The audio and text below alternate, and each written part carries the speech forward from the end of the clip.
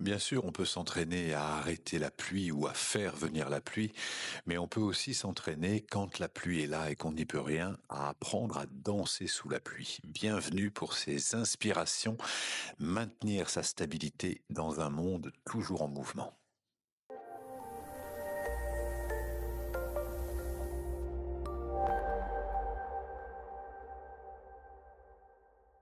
Je suis heureux de vous retrouver pour cette nouvelle série qui est une série d'inspiration qu'on a décidé de vous offrir avec mon équipe parce que peut-être la période qu'on traverse est une période particulièrement agitée, particulièrement mouvementée, qui peut nous remettre, nous fragiliser parce que toutes les crises écologiques, sociales, économiques, etc., nous invitent vraiment à maintenir notre stabilité.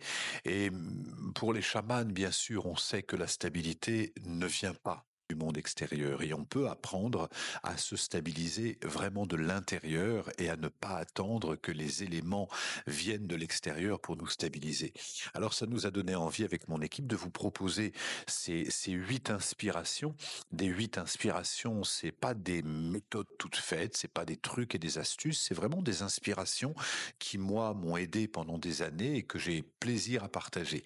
Alors, bienvenue à vous qui me découvrez pour la première fois. Je m'appelle Arnaud Rioux, je suis auteur d'une vingtaine de livres, je suis réalisateur du film Etougen, fondateur de l'Académie de l'Acte et j'enseigne et je transmets mes enseignements à travers mes stages depuis une trentaine d'années et je suis et bienvenue aussi à ceux qui me suivent régulièrement, que ce soit à travers les chroniques du Moulin, que ce soit à travers le Tipeee ou à travers les ouvrages. Dans un cas comme dans l'autre, comme il s'agit d'une nouveauté, bienvenue à chacun. Dans cette période qui est de toute façon une période chaotique, on n'y peut rien, c'est comme ça.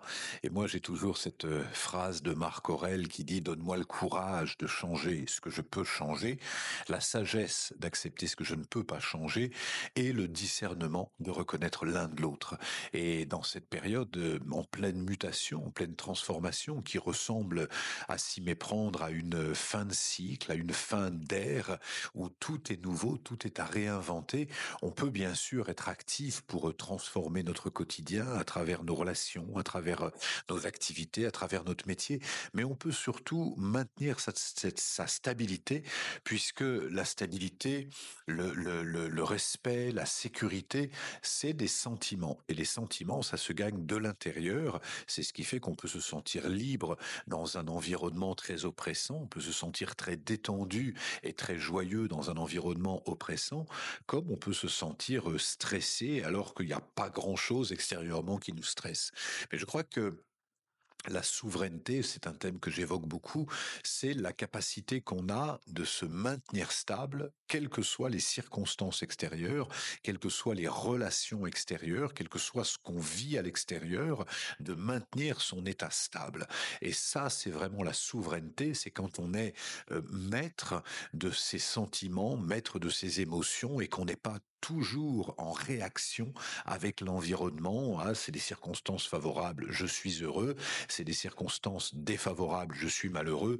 Non, le bonheur n'a rien à voir avec les circonstances extérieures et surtout dans ces périodes de pleine transformation, on a encore plus besoin de se maintenir stable de l'intérieur. Les inspirations qui m'ont aidé à ça, qu'elles viennent des traditions tibétaines, japonaises ou autres, chamaniques ou bouddhistes, nous invitent toujours à trouver la paix à l'intérieur. Et cette paix, elle s'appuie sur un levier qui est tellement simple, c'est la respiration. Quand on est en stress, notre respiration s'agite, notre respiration se bloque au niveau du plexus, au niveau du cœur des émotions. Quand on est en paix, notre respiration est profonde. Donc, on peut aussi agir sur notre respiration pour développer une stabilité intérieure. Et je vais vous proposer, ça sera la première inspiration de ce jour. Il y a 8 inspirations qui vont suivre. Celle-ci, c'est la première. Et cette première inspiration, alors, je vous invite à suivre la suite de cette vidéo si vous avez quelques minutes de disponible. Si vous ne l'avez pas, mieux vaut mettre sur pause. Puis un moment où vous êtes chez vous tranquillement, de vous poser pour ces quelques minutes de partage et développer cette première ressource. Si vous êtes au volant de la voiture, c'est pas du tout le moment de faire cette première inspiration. Alors, si vous poursuivez cette vidéo, c'est que vous avez quelques minutes devant vous et je vous propose dans un premier temps d'être attentif à votre posture corporelle. La posture corporelle, il y a différents points qui sont vraiment importants. Le premier point, c'est d'être ancré, d'être stable, de sentir le contact de ses pieds du sol sous ses pieds, ou si vous êtes assis, d'avoir le contact avec le sacrum de façon à avoir vraiment une vraie assise. Quand je suis avachi, quand je suis en équilibre sur un pied, je peux jamais trouver de stabilité. Donc la première chose, c'est de trouver, je suis assis, si vous l'êtes aussi, de trouver cette stabilité sur un trépied, les deux pieds bien posés et le sacrum bien stable, sentir la posture, de sentir l'assise et à partir de là, de verticaliser votre colonne vertébrale. La colonne vertébrale, elle est comme la corde d'un violon, trop tendue, elle risque à casser et pas assez tendue, elle risque à lâcher. Donc de maintenir cette colonne vertébrale droite, ni trop lâche, ni trop tendue, et puis dans le prolongement de la colonne, les épaules, les bras complètement détendus, la mâchoire détendue, les mains détendues, d'être actif de façon, on va faire un scan en partant du sacrum et soyez attentif à toutes les perceptions de chaud, de froid, les perceptions de tension, de détente et aussi de présence. Des fois, on sent très fort certaines parties du corps et d'autres parties sont complètement sans présence quelque part. Et on dit de quelqu'un, ah, il a de la présence, ça veut dire qu'il est présent à chaque partie de son corps. Dans un premier temps, posez votre conscience sur le sacrum, dans l'abdomen, et adoptez une respiration ventrale profonde. J'inspire sur 5 secondes, le temps d'une retenue, comme le sac et le ressac des vagues, 1 ou 2 secondes. J'inspire sur 5 secondes, je retiens, et j'expire sur 5 secondes. Je retiens et j'inspire sur 5 et de maintenir ce cycle 5-2, 5-2 en inspirant et en expirant par le nez. On garde la bouche pour manger tout simplement et on inspire et on expire par le nez. C'est vraiment une clé, ça a l'air de rien, mais c'est vraiment une clé qui peut vraiment transformer le fait d'avoir une respiration profonde et de poser votre conscience sur l'abdomen, ce que les Japonais appellent le hara, votre centre, et de sentir cette conscience qui descend dans le sacrum, dans le coccyx, au niveau des cols du fémur, le long des fémurs, le long des cuisses, à l'intérieur, à l'extérieur, au niveau des os, au niveau des muscles, au niveau des ligaments, d'être attentif à chaque sensation, chaque partie du corps, au niveau des genoux, au niveau des rotules, et à chaque expiration de descendre lentement le long des tibias, le long des mollets, le long des muscles, des os, des ligaments, jusque dans les talons, jusque dans les chevilles, jusque sous la voûte plantaire et de sentir vraiment votre ancrage sous la voûte plantaire. Puis vous pouvez visualiser comme des racines qui partent de vos pieds et qui vont pénétrer le sol de façon à vous sentir très stable.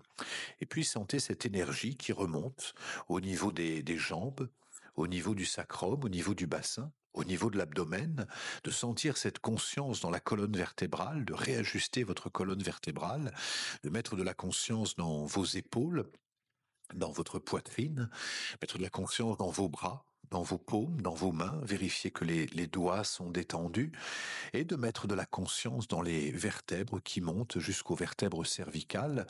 Vous pouvez faire ce scan les yeux ouverts, les yeux fermés, et puis de mettre de la conscience dans la mâchoire, dans les mâchoires, dans la nuque, dans le cou, et de la conscience sur le visage pour vérifier que votre visage est détendu.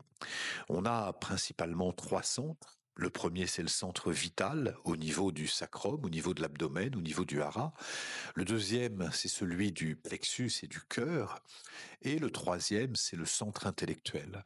Mais quand on est agité, c'est généralement que nos pensées s'affolent et qu'on a beaucoup de présence. Donc toute la charge mentale, elle est dans le haut du corps.